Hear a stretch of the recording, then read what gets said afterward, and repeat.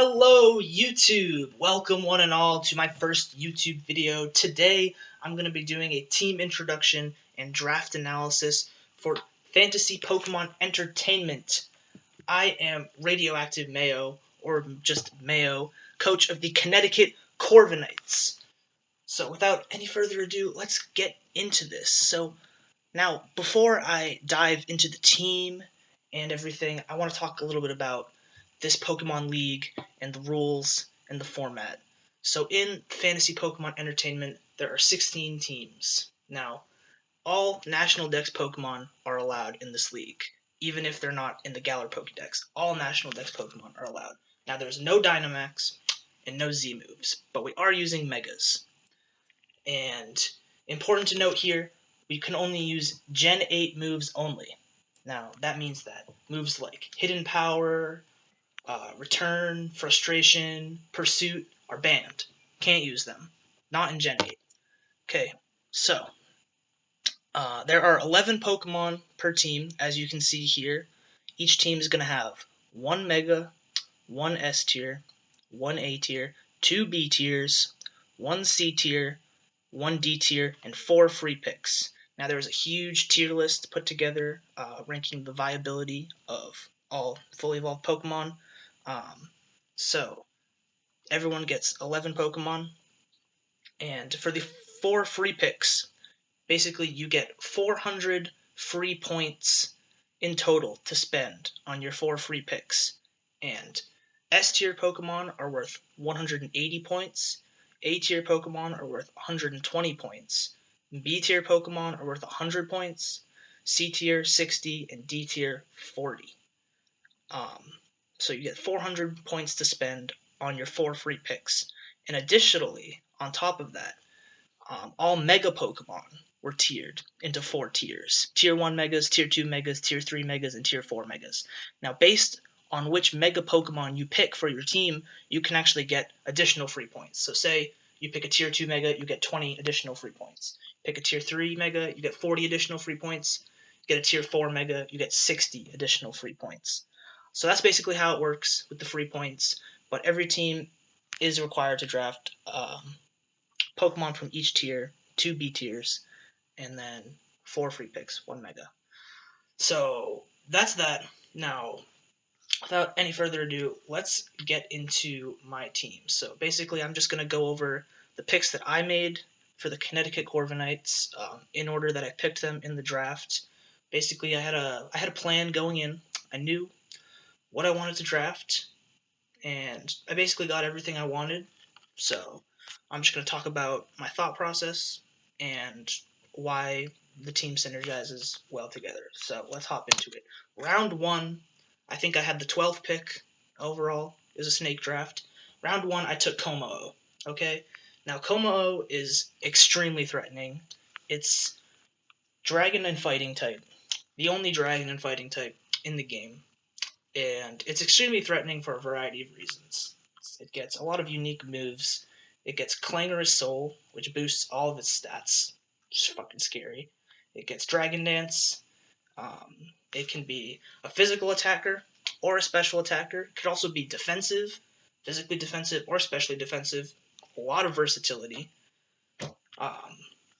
So it's basically just one of those mons that opponents are always going to have to prepare for when they look at my team. They're going to see Komao, and they're going to have to do something about it. It also has 3 really good abilities, which is something I really like about Komao. It's got Bulletproof, Soundproof, and Overcoat. Bulletproof allows me to be immune to moves such as Shadow Ball or Sludge Bomb. Soundproof makes me immune to all sound-based moves like Hyper Voice, Boom Burst. And Overcoat makes me immune to like powder moves and like weather damage like Sandstorm and stuff. So having 3 really good abilities is nice because I can bring a different ability based on what my opponent's team has and potentially grant me immunity to certain things, which is huge. And Komao is just going to be extremely threatening with its offense and defensive capabilities. So that's exactly what I wanted there. Now, going into round 2, I'm going to snag Jirachi. Okay? And Jirachi fits excellently with Komao because it's a steel type. Kommo-o is 4 times weak to fairy types, huge Kommo-o weakness, and Jirachi is going to cover that nicely, giving me a steel type and a psychic type, able to handle fairy types and psychic types that would give Kommo-o problems. Also, you just take a look at Jirachi's stats right here. They're all 100, okay? Super well-rounded, super versatile Pokemon, and you'll basically see, as I unveil the rest of my draft here, that Jirachi's essentially going to function as the glue that holds this team together, because basically I can do almost whatever I want with Jirachi, right? I can run Scarfer, Revenge Killer offensively. I can run it specially offensively with Calm Mind, or I can switch it up and run a defensive set with Wish to heal up my team, Stealth Rock. So Jirachi is just like super versatile. I'm super excited to use it because I can do a lot of different things with it. Gonna bring some creative sets with it. Jirachi is my first free pick, and it is an S tier, so I just spent 180 free points right now. So yeah, great synergy right off the bat with Kommo-o and Jirachi, supporting each other very nicely and both being extremely versatile Pokemon. So now, moving into round 3, you already know who it is. Been around since Generation 1. The OG, Young Magikarp, Gyarados. Now, Gyarados here is great. Fantastic, because it gives me yet another Dragon Dancer. Okay, right off the bat, I've got 2 of the best Dragon Dance users in the game with Kommo-o and Gyarados, so that's going to be extremely scary for opposing teams to face. Water Flying type, super weak to Electric, but Kommo-o is going to cover that. Other things going to cover that down the line. Just a super strong physical attacker. Very threatening. You know, the opponents are always going to have to bring something to deal with Gyarados, and its abilities, Intimidate and Moxie, are also really nice. Intimidate lets me weaken physical attackers upon switching, and Moxie just means that every time I kill something, I get an attack boost. So we can just snowball really easy with Moxie. Dragon Dance, Moxie, just like sweep through teams. So Gyarados is just going to be a huge threat, and I'm excited to use it on this team. Now, let's go to round 4. Round 4, we've got Galarian Weezing. Okay, this is not just any normal Weezing. This is Galarian Weezing. Let me tell you something. Let me tell you why Galarian Weezing is so good. Alright, this Pokemon's kind of a meme, right? It's got the Doug Dimmadome looking hats and the mustache and everything, but it's a poison and fairy type, which is unique typing. No other Pokemon in the game is poison fairy type. And this just makes such a great core around Kommo-o, Jirachi, and Weezing. We've got Fairy, Steel, Dragon. We've got Poison, Psychic, Fighting, all in one core. Okay? Now, you can see Weezing is just a tank. It's got super high defense, gonna be able to sponge hits. This thing laughs in the face of fighting types, okay? This thing is just gonna wall so many things, and similar with Kommo-o here, we've got 3 great abilities for Weezing that we can use. We've got Levitate, we've got Neutralizing Gas, and we've got Misty Surge. Levitate removes my ground weakness, makes me immune to ground types. Weezing is otherwise weak to ground types. Give it Levitate, immune to ground types. So, with the Poison and Fairy typing, its only weakness is Steel and Psychic. Those are Weezing's only weaknesses. And guess who we have? Jirachi. Covers both of those perfectly. Now, we also have Neutralizing Gas. Now, let me tell you why Neutralizing Gas is so good. Neutralizing Gas, what it does is you switch in, and it nullifies the effect of the opposing Pokemon's ability. So whatever the opposing Pokemon's ability is, Weezing comes in and nullifies it. And this can be super useful in a variety of scenarios. Just any Pokemon with a super strong ability, I could just have neutralizing gas and then not have to worry about it, which is super nice. And then also just Misty Surge, the ability Misty Surge, the third one, gives me some terrain control. I can set up Misty Terrain for my team, which can be really nice. If any teams have like opposing terrain, or just being able to boost my fairy moves and prevent status. What it does is it prevents opponents from statusing me, which is great. So Weezing is super good. It's going to be really hard for opposing teams to break through Weezing, just the way it fits so nicely into my team. So let's move on to round 5. Also, Weezing was my second free pick, so it was an A tier, so it was worth 120 points. So you can see I've spent 300 of my 400 free points so far getting Weezing. So now let's move on to round 5. Round 5, I'm going to go into B tier, and I'm going to grab Crocodile. Now, Crocodile is going to be super nice. It gives me a dark type. I really wanted a good dark type for this team, and Crocodile fits that perfectly. It also gives me a ground type, which I also wanted. Ground types are pretty essential because they mean it gives me an immunity to electric types, which Gyarados is super weak to electric types, so we're going to need ways to deal with electric types. Crocodile is immune to electric types. Gives me a good dark type. It also gives me good Stealth Rocker if I don't want to run Stealth Rock on either Kommo-o or Jirachi. So we've got plenty of Stealth Rockers. And yeah, just super strong physical attacker, ground dark type. It actually has the same abilities as Gyarados in Intimidate and Moxie.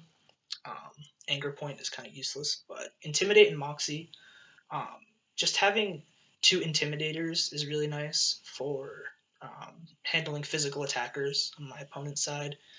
And just having another Moxie is really nice because I can just run this thing Choice Scarf with Moxie and just clean up teams late game, especially if they don't have any good Earthquake switch-ins. So that's super threatening. You know, I can bring offensive Crocodiles with Moxie. I can bring defensive Crocodiles with Intimidate, Stealth Rock. So Crocodile is just super nice. Dark type fits perfectly with Jirachi and Weezing. So Kommo-o, that's just fantastic. That's going to be my first B tier pick. Let's move on to round 6. Round 6, we're going to snag our second B tier Mon, and we're going to go for Rotom-Mow. Now, let me tell you something right here. I love Rotom forms, okay? Rotom forms are, like, so good. They're just, like, inanimate objects, but, like, they're such good Pokemon, okay? And this is literally a lawnmower. Okay, we're going to be using this thing to mow some lawns, cut some grass. Rotom-Mow is an electric and grass type. Now, it's just going to function as an excellent pivot Pokemon. It 4 times resists electric type moves, which is super nice for Gyarados. We just snagged 2 things in a row that help us deal with electric types for Gyarados. And this thing is just great because it can Volt Switch around, give me momentum, fire off big Leaf Storms. It's also a defogger, so I can remove hazards. Oh, did I mention that Weezing gets a defog too? Weezing is a defogger. So now we have 2 defoggers in Weezing and Rotom. So that gives me some hazard control, and I can remove hazards that my opponents set up on me, which is really nice. I can also run this thing with Nasty Plot, Leaf Storm, which is fantastic. So Rotom-Mow is just fantastic. We're just going to use this thing to mow lawns all season, and it's going to be great. I'm drinking a lot of water because I'm talking a lot. That's basically it for Rotom-Mow. I love Rotom forms. Let's go to round 7 now. Round 7, we're going to go ahead and grab the computer duck himself, but not the first one and not the final one. Okay, we're getting Porygon 2, the second installation of Porygon. Let me explain to you why Porygon 2 is such a good pick. So Porygon 2 is not fully evolved. That means that it can run the item Eviolite. What that does is it boosts both defense stats by 1.5 times. So we see 90 defense, 95 special defense. That's going to get boosted. It's going to make Porygon 2 super bulky and super hard for opponents to take down. This is just going to be a wall, basically. And it's a normal type. So being a normal type, its only weaknesses is fighting types. And like I said before, Weezing just laughs in the face of fighting types. We've got Gyarados to deal with fighting types. We've also got one of the best fighting types in the game in Komao. So we should be able to deal with fighting types just fine. And Porygon 2 is going to be so bulky that it can deal with basically any type it wants to. Just as long as it doesn't get its Eviolite knocked off. It's just going to be really hard for opponents to take it down. It gets a Recover. It also gets Teleport, which is going to be great for giving me momentum. I'm super excited to use Teleport Porygon 2. Basically, Teleport got reworked in this generation of Pokemon, so now what it does is it lets you switch out. When you use Teleport, you switch out, but it always goes last. So it's kind of like U-turn or Volt Switch in the sense that you use Teleport, it switches you out, but you're always going to go last. So that's just super great. Porygon 2 can sponge a hit, go for Teleport, and then switch into something and get me, say, a free Dragon Dance. Or just give me momentum, which is really nice. And once again, 3 really good abilities for Porygon 2. Trace, Download, Analytic. Trace lets me copy the opposing Pokemon's ability, which can just be super useful for stuff with like Water Absorb or Volt Absorb or like anything like that. Being able to copy their ability. Download boosts, can potentially boost my special attack, which would be great.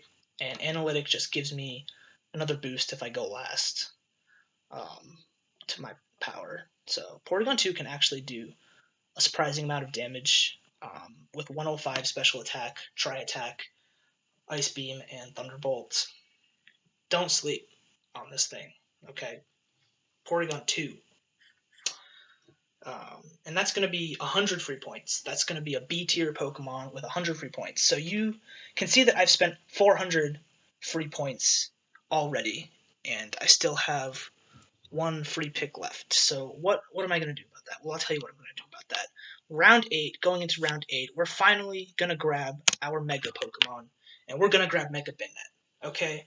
Now, Mega Bayonet is a Tier 4 Mega. It's a bottom tier Mega. Now, I know what you're thinking. Mega Bayonet is not a good Mega. And it's true. It's true. Some people, they think Mega Bayonet's bad. That's why it's Tier 4 Mega. But let me tell you something. Let me tell you why Mega Bayonet is so good, okay? Let's look at its ability. Prankster. Prankster means that any non-attacking move that I go for will always go first. It gives it priority. So that is insanely good with Destiny Bond. Destiny Bond, what that does is I go for Destiny Bond, and then if I get knocked out in the same turn, the opponent gets knocked out with me. So basically, I can just go for Prankster Destiny Bonds, and whenever I die, take something with me. Which means Mega Bayonet just gets free trades. Like, it's just always getting a free trade. Always. As long as I play smart with Prankster Destiny Bond. Can also go for Prankster Taunt to shut down shenanigans in case they predict my Destiny Bond. Can also go for Prankster Will-O-Wisp to burn things. And, oh, did I not mention that Bayonet over here has 165 base attack? Okay? So those ghost type moves are going to hurt coming off Mega Bayonet. And Mega Bayonet is just going to fit so well into my team. I basically planned on picking this thing, like I said. So it's a ghost type. So it's only really weak to opposing ghost types and dark types. And to deal with ghost types, I have Porygon 2. It's immune to ghost types. I've also got Crocodile, which is a dark type that can shut down opposing ghost types. Komao is also can be immune to Shadow Ball. And for dark types, we've got Komao, we've got Weezing, we've got Crocodile. So basically, all of Banet's weaknesses are covered here. We're just gonna use Banet to get free trades with Prankster Destiny Bond, fire off huge hits. It also has priority Shadow Sneak for getting kills. And also, its initial ability upon Mega Evolving, Frisk, can be really nice for just getting intel and seeing what item the opposing Pokemon is holding. So getting information about the opponent's team can be really nice. It's tier 4 Mega, so I get 60 more free points. So even though I spent all my free points already getting an S tier, an A tier, and a B tier, I have 60 more free points, so now I can get a C tier for my final free pick, which is fantastic. So that's Mega Bayonet. Let's move on to round 9. Round 9, at this point in the draft, I'm basically getting everything I want. I've got some really good types. I've got the core around Komao, Jirachi, and Weezing. But basically, I really want a fire type. And I'm looking at C tier. I'm looking at the fire types in C tier. And I'm going to go for Centiskorch. Now, this thing is just cool. It's just a centipede on fire, is what it is. It's a fire and bug type. It's a centipede on fire. It's pretty bulky, actually. Surprisingly bulky. Good attack. Flash fire. The ability means that it can be immune to fire type moves. And yeah, just having a fire type is really going to help me deal with stuff like steel types, bug types, and just stuff like that. And the secondary typing bug is nice because it's not weak to ground or anything like that. And yeah, this thing's just cool. I just kind of want to pick it because it's cool. Fire Lash is a really good move because I can just spam that and lower defense on my opponent. I can go for Coil and set up, and boost on up. It also gets knockoff and leech life and stuff like that. So yeah, this Pokemon's cool. Not much else to it there. Round 10, we're going to pick up our final free pick. We're going to spend those 60 extra points that we got from picking Mega Bayonet, and we're going to go into C tier, and we're going to grab Swellow. Basically, at this point, my team really needed speed. It was pretty slow. The fastest thing on my team before this was Jirachi at 100 speed. Everything else was around, between 60 and 100. So I wanted some immediate speed. I wanted something threatening with immediate speed, and Swellow just fit perfectly because it's got 125 speed, super fast, and Swellow is just nice because I can run this thing physically offensive or specially offensive, depending on what I want to do. There's basically two sets that you run with Swellow. You run physical offensive with the ability Guts and Flame Orb. So you status yourself and you get an attack boost because of Guts. And then I could just run like Facade, Brave Bird, stuff like that. Or I run Swellow specially offensive with the ability Scrappy and just click Boom Burst. And I can just be Choice Specs Boom Burst and just kill stuff. Boom Burst, Heat Wave, all good. So yeah, Swellow is just going to be really nice because it's going to provide my team with some immediate speed, force my opponent to bring like a Choice Scarfer or something that can outspeed it, and just be able to revenge kill things that are faster than a lot of my team. The normal flying type is also just really nice because normal types fit nicely into my team with Bayonet and Porygon, and having another flying type is nice for the ground immunity. So I just really like Swellow here. I think it fit perfectly. And now finally, we're entering the last round of the draft. I'm very happy with what I've gotten so far. I've basically gotten everything I wanted. There wasn't anything particularly I wanted in D tier, because everything was pretty bad, but just looking at my team at this point, I'm just trying to look for like type weaknesses that my team has. I noticed that I might struggle against flying types. My only flying resist is Jirachi. I also might struggle against ice types. My only ice resists are Jirachi and Centiskorch. So those are the main weaknesses I want to try to cover up here. So in D tier with my last pick, I'm going to grab Caracosta. Caracosta is a sea turtle. Fossil Pokemon. I don't even remember which generation this is. I want to say Generation 5. Maybe. It's a sea turtle. It's a water and rock type, so it's going to help me deal with flying types, which could potentially be a problem. It's also going to help me deal with those ice types. It's weak to grass, but I've got grass resists in Rotom and Centiskorch and Jirachi, Komao, Weezing, blah blah blah, you name it. I've got grass resist, so I'm not worried. I really like how Caracosta fits in the D tier. It also is just super nice because it gives me a threat with Shell Smash. I can click Shell Smash with this thing and just boost my attack and speed by 2 stages in 1 turn. And that's super threatening, and teams definitely need to keep that in mind when they face me. Having the Shell Smash Caracosta in the back can be super nice for cleaning up teams. And this thing is just nice and bulky. A lot of defense. Solid Rock is a really good ability. Means that super effective attacks are only going to do 1.5 times damage instead of 2 times damage. And Swift Swim's nice for potentially dealing with rain. And that's basically it. Caracosta is just a solid D tier. Gives me a little bit of value out of my D tier pick, which I like. So that basically wraps up the draft here. That's going to be the team. This is your Connecticut Corviknights for this season of Fantasy Pokemon Entertainment. I hope you enjoyed this video. Hope it wasn't too long.